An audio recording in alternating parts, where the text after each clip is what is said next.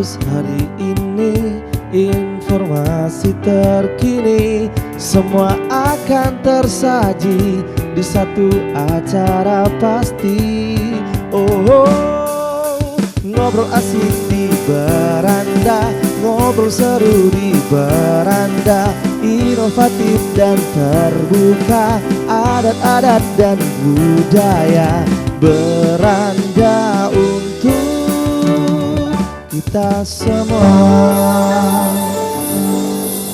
Oke, assalamualaikum warahmatullahi wabarakatuh. Halo, selamat siang pemirsa. Bagaimana kabar Anda hari ini? Mudah-mudahan selalu dalam keadaan sehat ya, dan juga bersemangat setiap harinya. Seperti biasa di setiap hari Senin, ketemu lagi bareng saya Gina Febriona di Beranda. Kita akan membahas seputar dunia kesehatan. Tentunya akan ada banyak sekali tips ya tentang kesehatan. Ini mudah-mudahan bisa menjadi solusi ya untuk Anda, untuk keluhan masalah kesehatan Anda tentunya. Dan kali ini ya kita akan ngobrolin tentang yang sangat penting sekali, baik bagi perempuan maupun laki-laki. Kayaknya ini paling penting dibahas karena untuk menunjang penampilan ya. Kalau misalnya tentang menjaga kesehatan tubuh ya itu sangat penting sekali. Namun untuk menjaga tubuh agar tetap ideal, ini juga adalah salah satu hal yang harus dilakukan guna menjaga kesehatan tubuh secara menyeluruh. Kali ini kita akan bahas lebih lanjut ya tentang cara jitu agar menurunkan berat badan, dan kali ini sudah hadir di studio kita yaitu Dr. Meriza Martineta, Master Gizi. Kita kenalan dulu ya. Halo dokter. Halo Mbak Gina. Gimana kabarnya, baik? Alhamdulillah sehat. Alhamdulillah sehat. Mbak Gina sehat? Sehat juga. Aduh, cantik sekali hari ini dokter. Aduh, Mbak Ginanya juga cantik. Saya banget. pangling loh. Pas baru nyampe tadi ya. Aduh dokter cantik banget gitu ya. Oke dokter, ini panggilannya dokter apa nih dok? Mary? Dokter Mei. Dokter Mei Iya. ya. Oke. Nah bersama dengan dokter Mei, dokter ini kayaknya bakal banyak pertanyaan ya, baik dari kita maupun dari teman-teman band, karena teman-teman band juga seringnya nanya nih dok gitu ya. Iya Mami. Kita kenalan dulu. Mami apa kabar? Alhamdulillah baik, teman-teman juga pada baik semua dok. Wah bener Gina bilang, memang cantik sekali dokternya. Langsung ya. Alhamdulillah. Ya, nah, nanti ada beberapa pertanyaan juga dari teman-teman band, jadi mereka bakal Yes. nanyain, biasanya seringnya sih dok kayak pengalaman pribadi gitu ya. Kita udah gak ideal lagi nih kayaknya. Masa Ya, sih? jadi pengen tanya-tanya supaya jadi ideal kembali. Siap. Nah, dokter. Nah, jadi cara jitu menurunkan berat badan. Sebelum kita tanya tentang gimana sih caranya untuk menurunkan berat badan gitu ya. Apalagi sih kita pengen cepet-cepet gitu dok ya, nggak pengen lama-lama gitu. Terus caranya juga bagaimana? Namun sebelum itu ke definisi sehat dulu nih dok. Sebenarnya sehat itu definisinya seperti apa dokter? Oke, sehat ya. Nah, sehat itu sebetulnya keadaan baik. Keadaan baik secara fisik, mental, Ya. spiritual, dan juga sosial. Ya. Sehingga akhirnya seseorang tersebut dapat berproduktif baik secara ekonomis maupun secara sosial. Artinya dia bisa bersosialisasi dengan orang banyak dengan baik ya. Kemudian dia juga bisa menghasilkan berproduktif secara ekonomis gitu. Baik. Bahasanya agak lumayan ini ya dokter ya. Berat ya. Jadi sebenarnya sehat itu bukan hanya untuk tubuh ya dokter. Iya. Ya. Dokter tadi juga bilang kesehatan itu sehat mental, spiritual. Mental atau spiritual itu yang seperti apa ya dokter? Ya, jadi kalau kita sehat itu nggak hanya jasmaninya saja, tapi rohaninya juga. Jadi jiwanya, apakah itu kepribadiannya, kemudian mentally, mentally emosionalnya. Nah itu seperti apa gitu tuh harus baik. Dan juga berhubungan secara sosial dengan apakah itu dengan keluarganya, atau dengan kerabat, atau dengan rekan kerja, dan lainnya yang lebih luas, itu juga harus baik gitu. Oke, kalau ke berat badan yang sehat itu bagaimana dokter? Nah, berat badan yang sehat itu ujung-ujungnya akan ke berat badan ideal, ya kan? Nah, berat badan ideal itu harus sesuai dengan tinggi badannya. Nah, jadi dengan kita tahu nih berat badan yang nantinya akan kita bagi dengan tinggi badan seseorang dalam meter kuadrat itu akan menentukan status gizinya. Apakah normal, underweight, overweight atau bahkan obesitas gitu. Nah, jadi nanti itu dikenal dengan indeks massa tubuh, yaitu perbandingan antara berat badan seseorang dengan tinggi badannya dalam meter kuadrat gitu. Oh begitu, berarti Iya. berhubungan ya dengan Berhubungan. tinggi badannya sendiri ya dokter Iya, ya? gitu. Oke, kalau dokter bilang ada indeks ataupun ada cara penghitungannya yang seperti apa nih dokter? Nah, jadi misalnya nih berat badan seseorang itu eh, 50 kg, Yes. ya kan? Kemudian tinggi badannya itu sekitar 160 cm, artinya dalam meter 1,6 meter. Nah, itu akan dikuadratkan, nanti akan masuk ke dalam perhitungan klasifikasi berat badan sesuai indeks massa tubuh tadi.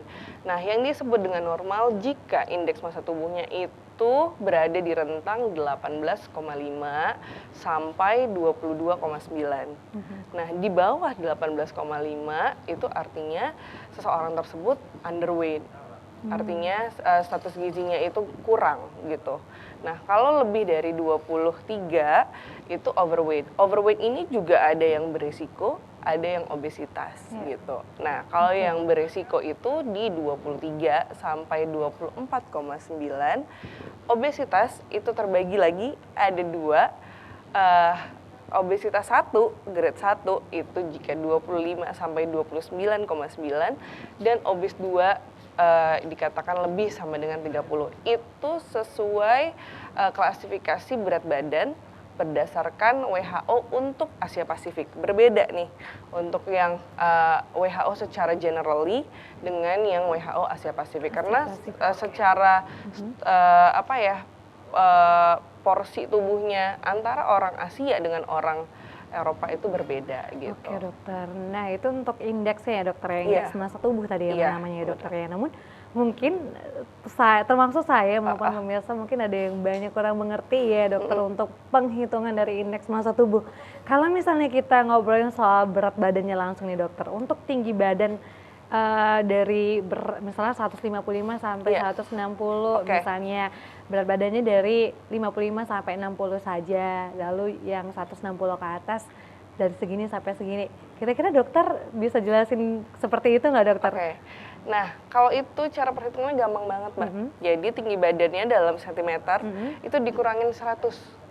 Jadi misalnya berat badan tinggi badannya 160, kurangin 100, berarti dia berat badannya di 60. Dikurangin 10% dulu tapi.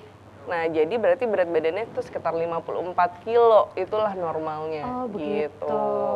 Iya. Nah itu Gampang ya? Gampangnya Gampang ya, kan? daripada kita ngitung indeks massa Massa tubuh ya tubuh, dok ya. uh-uh. Oke, kita langsung ke berat badan gini. Jadi kalau misalnya Iya, tingginya seperti saya ini 168, berarti dikurangi 100 ya dokter ya? 100. Dapatnya berarti kan 68. 68. Dikurangin 10% dulu gitu. Jadi sekitar 62 kilo gitu. Oh, idealnya 62 kilo Iya. ya.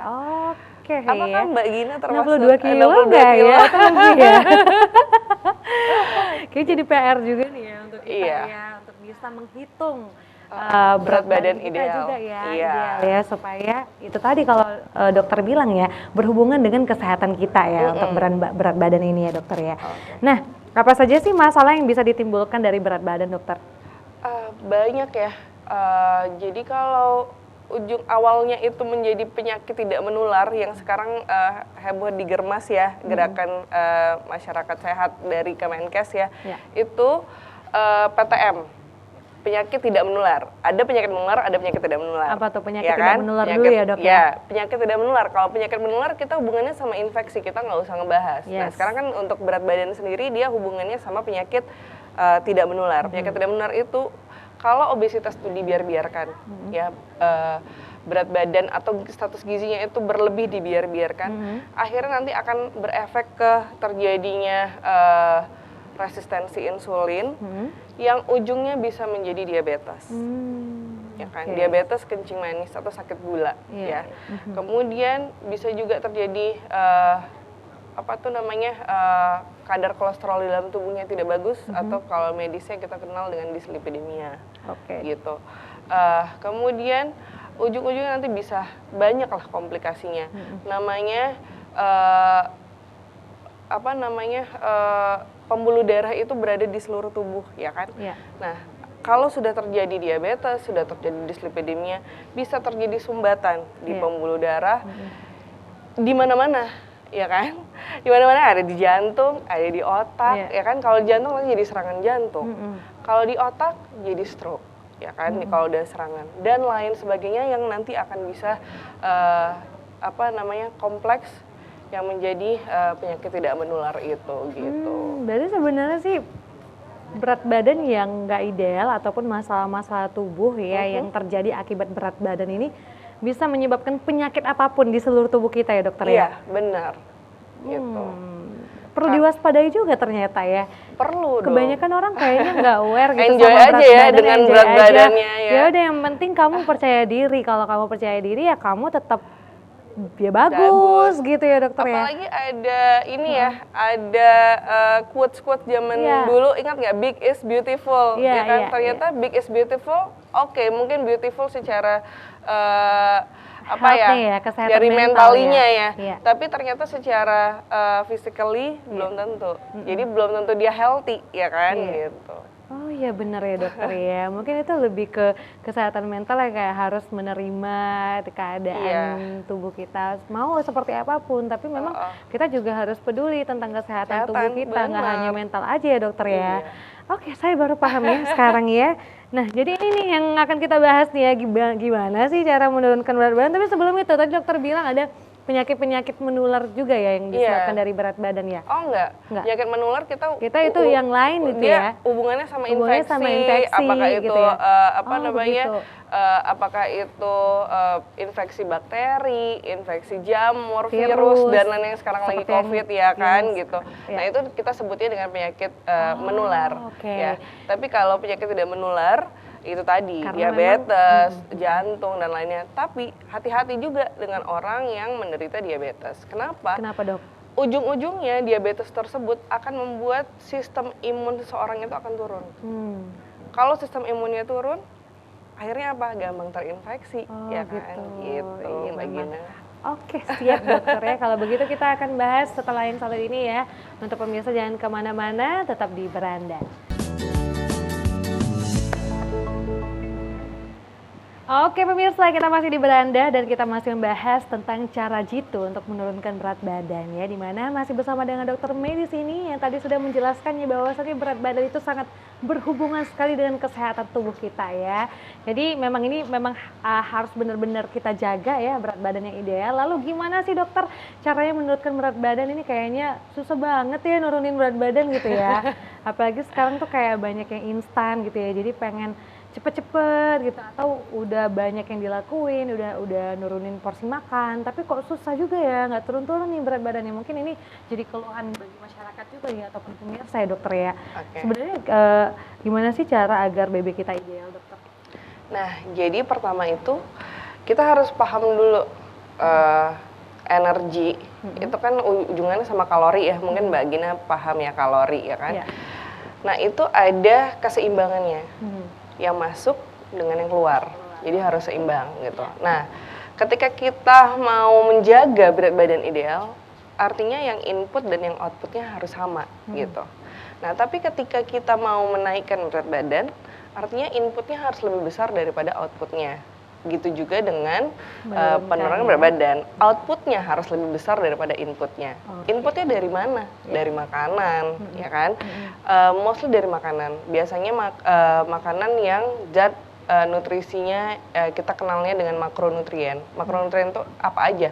Karbohidrat, protein, dan lemak. Inilah sumbangsih terbesar dari asupan kalori. Ya, untuk outputnya dari mana? Dari kita istirahat saja sebetulnya tubuh sudah mengeluarkan energi, namanya BMR, basal metabolic rate. Nah, jadi pada saat kita istirahat itu sudah akan keluar gitu. Nah, selain itu outputnya bisa ditambah dari mana? Dari olahraga. Itu juga akan mengeluarkan kalori sesuai dengan berapa lama kita olahraga dan intensitasnya seperti apa gitu. Nah selain itu dari makanan sendiri pun itu punya thermic effect of food. Jadi si makanan itu akan mengeluarkan energi untuk membuat makanan yang kompleks menjadi makanan yang simpleks sehingga bisa diserap oleh tubuh gitu. Jadi itulah si outputnya dan juga inputnya. Gambarannya seperti itu ya Mbak Gina. Gitu. Jadi harus tercapai nih keseimbangannya tadi gitu. Tinggal kita maunya seperti apa. Apakah kita mau jaga berat badan kita? Ya sudah, berarti input dan outputnya harus sama. Gitu. Jadi kalau Mbak Gina makannya 1.500 kakal, keluarnya juga harus 1.500 gitu. Jadi sebaiknya dalam sehari itu kita sebaiknya makan dalam porsi berapa besar ya dokter? Besar ya. Sebetulnya itu individualize ya. Jadi masing-masing orang itu akan mempunyai kebutuhan energi yang berbeda. Faktornya apa? Faktornya ada 4 Mbak. 4 itu dari gender. Jenis kelamin itu akan menentukan kebutuhan seseorang, ya kan? Kemudian faktor yang keduanya adalah tinggi badan. Tinggi badan orang juga akan menentukan. Sama berat badan idealnya, ya kan? Tadi tinggi badan akan mempengaruhi berat badan ideal, ya kan? Satu lagi usia. Usia seseorang, apakah dia usia produktif atau dia usia anak-anak yang lagi growth spurt, itu juga akan atau lansia ya, itu juga akan menentukan kebutuhan asupan kalori seseorang, berbeda-beda kebutuhannya. Nah, tapi gampangnya Indonesia, Kemenkes itu sudah buatlah angka kecukupan gizi, ya kan, untuk sesuai dengan usia dan jenis kelaminnya. Itu sudah dia plotkan, petakan, itu kurang lebih kalau usia kita nih yang lagi produktifnya ini, ya kan, kurang lebih sekitar 2.000 sampai 2.150 kakal per hari gitu. Oke, berarti 2.000 sampai 2.500 kakal. 2.150 kakal. 2.150 kakal per hari ya dokter ya. Nah, saya juga nggak ngerti dokter ngitung kakal itu seperti apa gitu ya. Apakah makan 3 kali sehari dengan nutrisi lengkap itu sudah termasuk mencukupi yang 2.150 kakal itu dokter? Kalau ditanya mencukupi atau tidak mencukupi itu tergantung jenis makanan yang dimakan, ya kan? Nah, kalau dia 3 kali sehari tapi makannya terlalu banyak tepung, apakah itu fried chicken, kemudian makan nasinya mungkin 3 centong rice cooker, ya kan, sekali makan, kemudian ditambah lagi daging dan lainnya ya, yang akhirnya, dan jenis makanannya digoreng-goreng misalnya dengan banyak menggunakan minyak, itu akan meningkatkan asupan kalori yang masuk. Nah, bisa jadi dia berlebih gitu. Jadi ya memang kalau menghitung kakalnya sih nggak usah lah Mbak nggak usah ngitung-ngitung, biar kami aja yang ngitung ya kan. Nah, kalau misalnya tapi kalau mau tahu berapa kebutuhan kakalnya ya udah ikutin AKG aja gitu, sesuai dengan usia dan juga jenis kelaminnya gitu. Itu ada tabelnya, cari aja di Mbak Google ada harusnya. Oke, berarti sebenarnya makanan-makanan yang kayak tepung atau fast food itu malah jadinya buat jadi lebih ya kalorinya ya yang masuk ya dokter ya. Belum lagi minuman manis ya kan, ada bobanya pula lagi ya kan. Boba itu kan berasal dari tepung juga kan ya gitu. Belum lagi ada gulanya dicampurkan dan lain sebagainya, itu akan meningkatkan asupan kalorinya. Jadi ya jangan heran kalau misalnya inputnya berlebih tapi outputnya kurang atau outputnya biasa aja gitu ya. Kemana sisa kebutuhan kalorinya? Tadi misalnya 2.000, ternyata dia makannya 2.500, ada surplus, ada cadangan 500 kakal ya kan. Kemana? Ya udah disimpan sama tubuh, jadi apa? Jadi lemak, jadi cadangan lemak yang akhirnya lama-lama akan meningkatkan berat badan gitu. Tanpa kita sadari sebenarnya kita sendiri ya yang membuat berat badan kita juga bertambah karena itu tadi ya kebiasaan jajan gitu ya, fast food, boba, gorengan lagi ya dokter ya, kayak ngemil gitu. Kalau sore hari sebelum makan malam tuh kayaknya pengennya ngemil apa nih yang bisa dicemilin, apalagi kalau misalnya kumpul atau nongkrong sama teman-teman ya. Nah, pemirsa yang mau berinteraktif boleh ya bertanya sama Dr. May di 0614146 353. Sekali lagi di 0614146 353. Nah, sebenarnya selain makanan ya, apalagi sih dok yang membuat BB kita ini ideal dokter? Nah, selain makanan itu tadi, kita bisa olahraga ya kan. Olahraga itu minimal kalau dari pedoman gizi seimbang itu ada tuh olahraga di bawah, itu juga harus dilakukan gitu. Minimal 30 menit kalau kita mau menjaga berat badan ideal, kalau bisa dalam seminggu itu 3-5 kali gitu. Nah itu juga harus kita terapkan. Sama selain itu kita juga harus istirahatnya cukup ya. Jadi kalau istirahatnya kurang nanti akan berpengaruh ke kestabilan hormon dalam tubuh gitu. Sama ya kelola stres dengan baik ya. Jadi kalau stres kan bisa dari mana aja ya, ditinggal pacar stres, ya kan, nilai jelek stres, atau kerjaannya nggak kelar-kelar nih ada, terus kerjaannya itu juga bakal kerjaan di kantor stres, atau keinginan untuk menurunkan berat badan yang nggak tercapai-capai juga bisa bikin stres kan, gitu. Ya, jadi kita harus bisa manajemen stres dengan baik gitu. Oke, berarti olahraga itu juga penting. Sebaiknya seminggu berapa kali, dokter?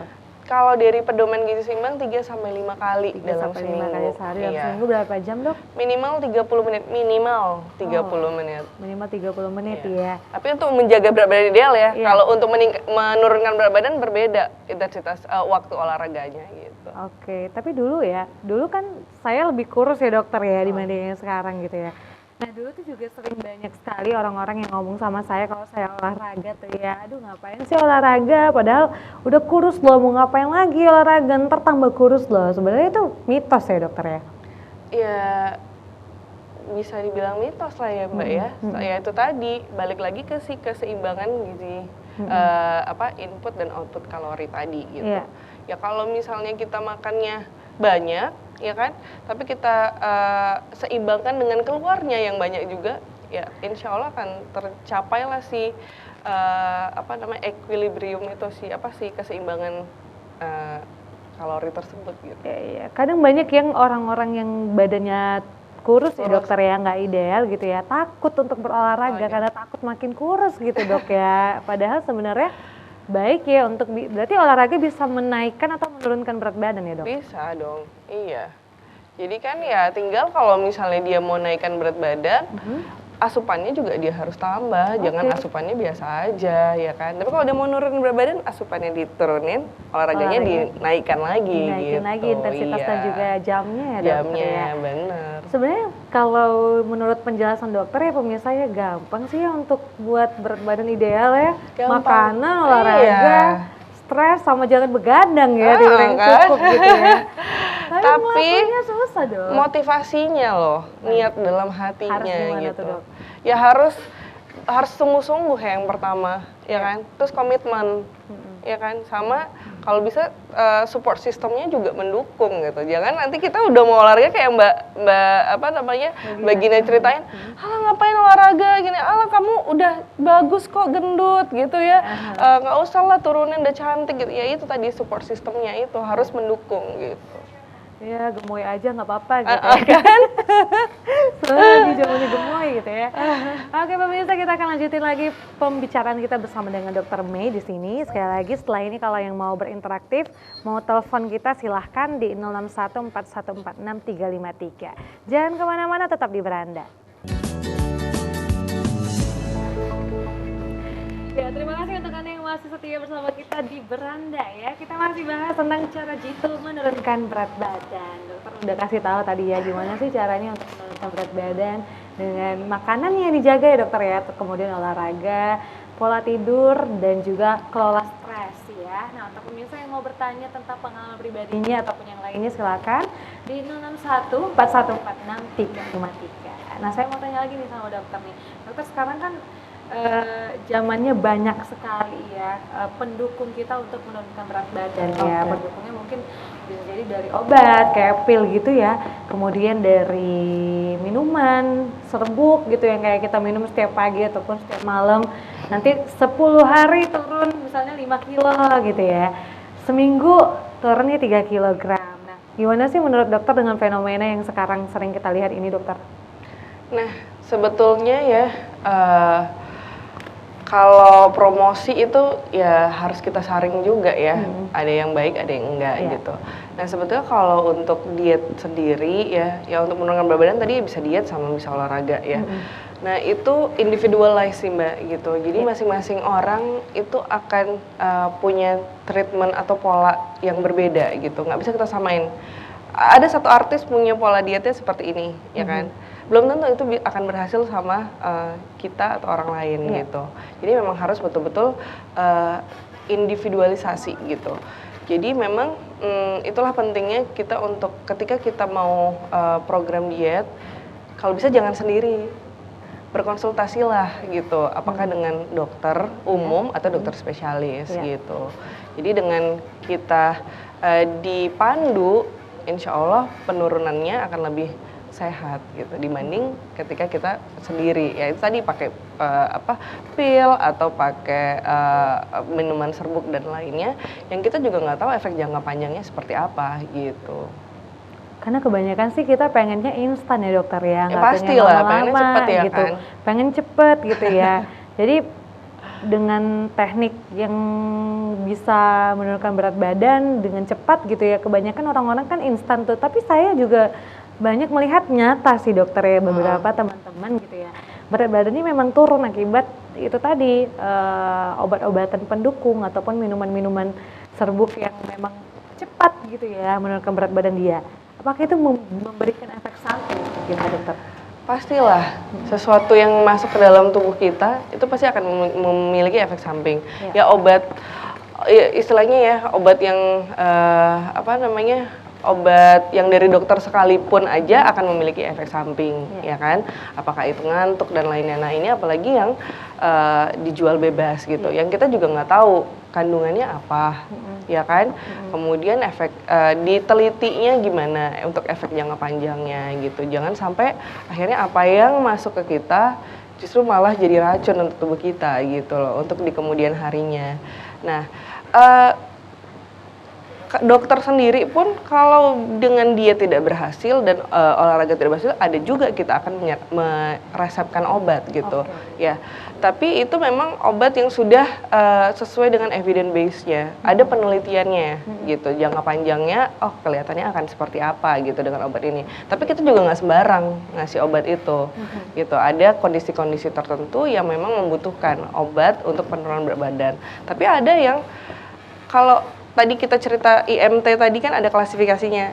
Oh ini masih bisa dengan perubahan gaya hidup.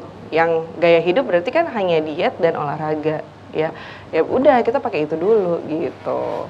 Tapi mungkin kalau misalnya dia ada penyakit penyerta atau obesitasnya itu yang sudah grade-nya tinggi ya, grade 2 lah kalau di Indonesia ya, di Asia gitu. Ya mungkin membutuhkan obat, jadi ya kita akan meresepkan obat gitu. Oke, berarti sebenarnya harus konsultasi juga ya, Iya. jadi kita jangan menerka-nerka Iya. sendiri, terus diet sendiri gitu ya, tanpa tahu polanya bagaimana ya. Nah, apa yang terjadi jika kita tidak menerapkan pola diet yang sehat ini dokter?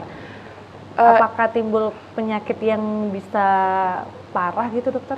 Kalau penyakit yang parah itu nanti akan terlihatnya di jangka panjang ya. Oh gitu. Kita kan nggak tahu ya gitu. Tapi ya mungkin adanya ketidakseimbangan antara si kadar gula darah yang ada di dalam tubuh kita yang akhirnya malah justru nanti membuat craving for food yang justru akhirnya menyebabkan yo-yo fenomena itu. Turun enggak, nanti turun, nanti naik lagi, turun, nanti naik lagi gitu sih.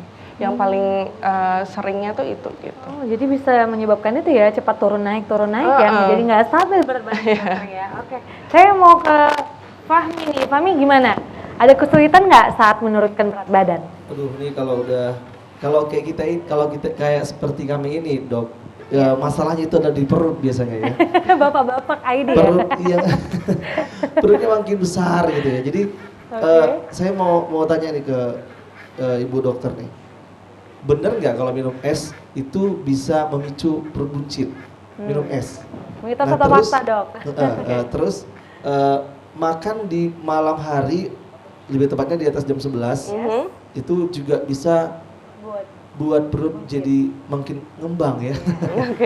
Gimana kira-kira dok? Itu dulu, ini masih banyak pertanyaan. Ada lagi pertanyaan dari Rizky juga nanti. Oke, dulu ya. Oke. Nah, yang pertama tadi minum es akan menyebabkan perut buncit. Itu mitos ya Mbak gitu. Jadi air yang masuk ke dalam tubuh kita itu nanti suhunya akan disesuaikan dengan tubuh kita. Tubuh kita ini panas loh, 36 sampai 37 derajat, ya kan? Jadi si air yang kita minum itu akan nanti disesuaikan sama tubuh kita. Tuh pintarnya tubuh kita,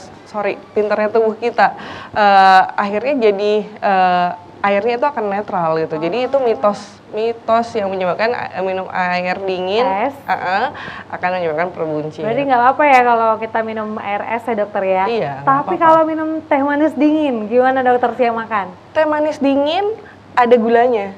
Iya. Ya kan? Iya, nah, benar. gulanya itu akan menambahkan kalori. Iya. Gula itu termasuk ke sumber karbohidrat. Tadi yang menyumbangsi kalori tadi ada karbohidrat, lemak dan protein. Ya udah kalau ditambahin Makin nambah kalorinya ya. Dan hati-hati, teh itu mengandung zat-zat lain yang akan justru menghambat penyerapan zat gizi lainnya gitu. Misalnya besi akan dia hambat gitu. Oh gitu Fahmi, jadi kalau RS nggak apa-apa, tapi kalau teh manis dingin lain cerita ya. Enak sih ya. Enak. Gula ya mungkin ya. Iya. Jadi kalorinya jadi Bertambah. Iya. Nah, kalau saya nih kan saya nyanyi nih dok. Kalau misalkan saya minum RS itu memang benar-benar jadi pengaruh ke tenggorokan atau apa gitu? Memang benar ya? Atau teman-teman saya juga ada yang menyanyi tapi ya minum es minum aja gitu. Nah sebaiknya gimana itu kalau misalkan saya yang nyanyi terus saya sering minum es gitu, itu kira pengaruh nggak ke tenggorokan atau mungkin ke suara gitu? Iya betul dok. Iya. Tadi sih sebetulnya yang tadi saya bilang ya, ketika air itu masuk dia akan dinetralkan sama tubuh kita sesuai dengan suhu tubuh kita gitu.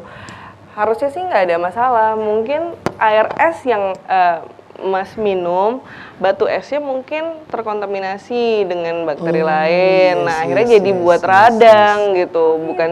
Bukan si airnya sendiri atau airnya mungkin terkontaminasi gitu. Benar. Tadi satu pertanyaan belum dijawab ya. Iya. Makan jam di atas jam 11. Betul. Nah, kalau kita makan jam 11 coba saya tanya ya. Mas Fahmi ada kegiatan lain nggak selain abis makan jam 11 itu? Saya tuh pagi kerja, terus pulang kerja sore malam tuh ngeband sampai jam 12 sampai jam 1 gitu. Jadi kadang kan kalau ngeband pasti Lapar gitu. gitu ya. Makanlah dulu, bisa jadi makan nanti jam 1, jam 2 atau mungkin jam 3 gitu. Saya juga agak nahan-nahan juga, cuman kalau udah lapar kali kan, ya udah hajar aja lah gitu. Oke, maksudnya ada kemungkinan olahraga nggak di jam 12 malam atau jam 1 malam? Nggak mungkin kan, gitu kan? Nah, jadi akhirnya kalorinya kan masuk, nggak ada dikeluarin. Ya udahlah, kalori yang masuk tadi surplus lah kalorinya. Karena kan tadi Mas Fahmi udah makan sarapan, udah makan siang, makan malam, makan lagi jam 11 malam. Belum lagi snack di antara itu ada ya kan? Ya udah, terkumpullah si surplus kalori tadi menjadi lemak tubuh. Nah, lemak tubuh tuh ada di mana aja? Ada yang di bawah kulit, ada yang di kita bilangnya apa ya? Regio perut gitu. Iya, perut dan paha kayaknya juga paha, banyak ya. iya gitu. Nah, jadi dia akan tersimpan di situ gitu si lemak-lemak itu. Ya udahlah. Jadi ya akhirnya perutnya membesar. Apa solusinya untuk Fahmi nih dokter supaya nggak lapar lagi nih dokter? Makannya mungkin lebih di awal ya gitu ya. Gimana dok? Supaya nggak lapar, makanannya tuh dalam porsi yang kecil tapi sering. Kecilnya jadi bukan makan banyak ya kan, tapi makannya dengan porsi yang lebih kecil tapi sering. Misalnya tadi piringnya besar ya kan, jadi ditukar jadi piringnya lebih kecil. Saya gitu. piringnya besar, nasinya sedikit kok dok. Dok, saya ada 2 pertanyaan lagi. Yang pertama, seorang laki-laki atau pria lah gitu. Jadi untuk usia dia batas nggak bisa tumbuh lagi ke atas gitu tinggi, itu di usia berapa? Yang pertama. Yang kedua, kalau misalkan kita sering mengkonsumsi air lemon atau jeruk nipis setiap hari, yang tujuannya untuk mungkin diet gitu, itu kira-kira gimana? Bagus atau enggak? Kan jeruk nipis atau lemon itu kan asam, jadi bahaya nggak pengaruhnya buat lambung atau lain-lain gitu? Atau justru ya bagus-bagus aja gitu? Baru mau ketanya ini, soalnya tiap pagi tuh kayak ada tips gitu dokter, kayak harus minum air lemon sebelum makan ya, supaya lemak-lemak di perut tuh hilang ya. Nanti akan kita bahas dan akan kita jawab pertanyaan dari Fahmi ya. Pemirsa tetap di beranda ya, kita akan kembali setelah yang satu ini. Di umur berapa laki-laki? Ya, kita masih di beranda tentunya masih bersama dengan Dokter Mei di sini ya dokter ya. Dan kita udah bahas panjang lebar ya dokter ya tentang cara dia itu menurunkan berat badan. Nah, tadi pertanyaan Pak Mi, tinggi berapa tadi ya? Maksudnya batas seorang pria itu yang sudah tidak bisa tinggi lagi itu di usia Umur berapa gitu? dokter? Rata-rata ya, secara penelitian itu di sekitar usia 21 tahun. 21 Itu berhenti, iya. Ya, ini mau tinggi lagi ya sebenarnya. Saya sekarang tuh tingginya nggak ke atas, ke samping. Nah, air lemon tadi dokter, yang kedua. Iya. Air lemon itu satu, dia akan menyebabkan rasa. Jadi mungkin pada orang-orang tertentu dia lebih seneng air itu berasa daripada air itu plain. Jadi akan meningkatkan asupan dari si air yang kita minum gitu. Yang nggak apa-apa, bagus. Nah, yang kedua, si lemon sendiri kan sifatnya asam. Itu juga nanti akan meningkatkan penyerapan dari si vitamin C sendiri dan juga zat besi. Nah, itu bagus pada saat perutnya kosong diminum. Nah, apakah kalau terus-terusan berbahaya? Tergantung apakah dia memiliki riwayat sakit mah sebelumnya gitu. Kalau dia sering sakit mah, sebaiknya jangan minum yang asam-asam pada saat perutnya kosong gitu. Nanti akan merangsang munculnya gejala tersebut. Ini dok, gitu. ada sakit mah? Ada sakit mah? Nggak ada. Jadi baiknya makan dulu mungkin baru minum itu ya. Karena kan kalau dalam belum makan nih terus minum itu dulu itu kan bisa memicu jadinya ya. Iya, kalau tapi kalau kita mau tujuan kita untuk meningkatkan penyerapan dari zat besi. Zat besi itu ada di hewan, hati, kemudian ada di daging merah. Nah, itu justru dia bagus pada saat kondisi lambung kita asam.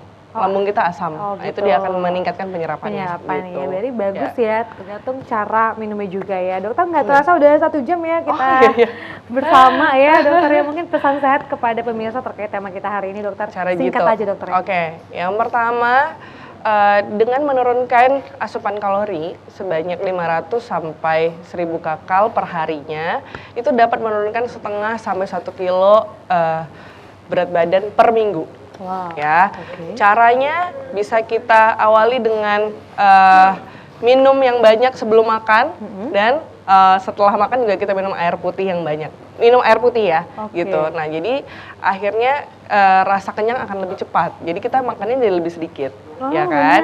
Benar, air putih ya dok. Iya.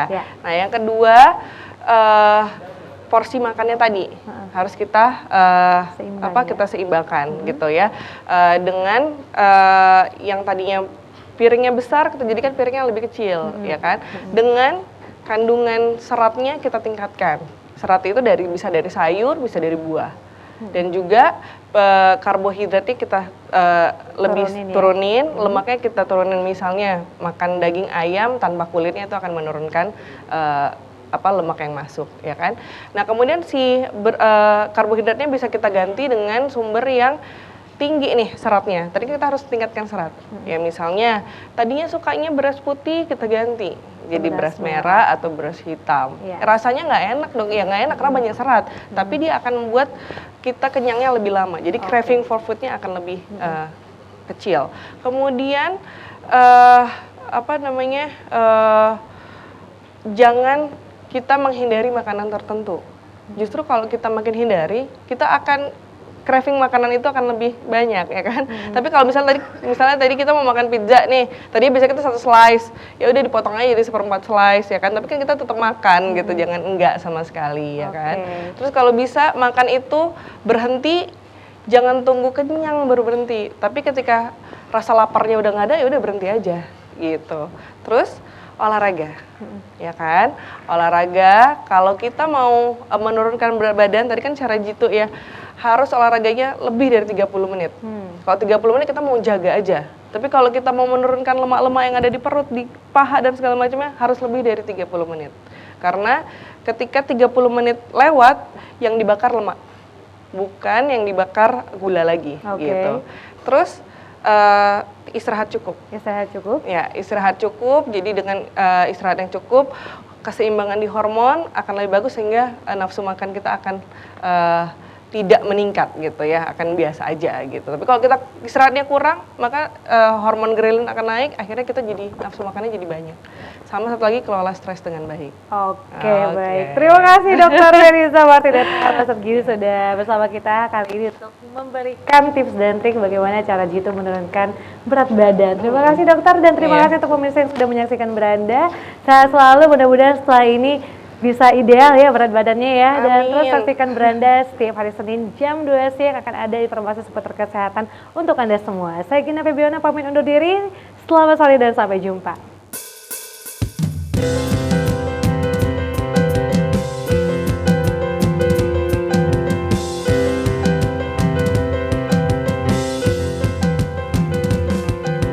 Terus berjuang melawan waktu, tak pernah pudar termakan usia. Selalu menyapa pemirsa lewat layar kaca, yang pertama hadir untuk Indonesia. Jauh melangkah terus berjaya, membangun budaya bangsa Indonesia. Kobarkan api semangat di dalam dada, sebagai media pemersatu bangsa. Tetap semangat, bergandeng tangan, satukan langkah bersama TVRI. Jayalah TVRI, jayalah untuk negeri, selalu di dalam hati rakyat Indonesia. Selalu melayani, memberi yang terbaik, satukan perbedaan untuk Indonesia.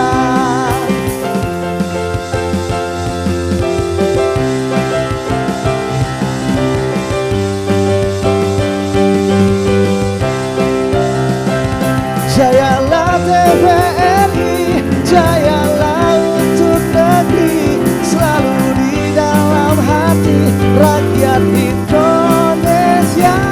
Selalu melayani,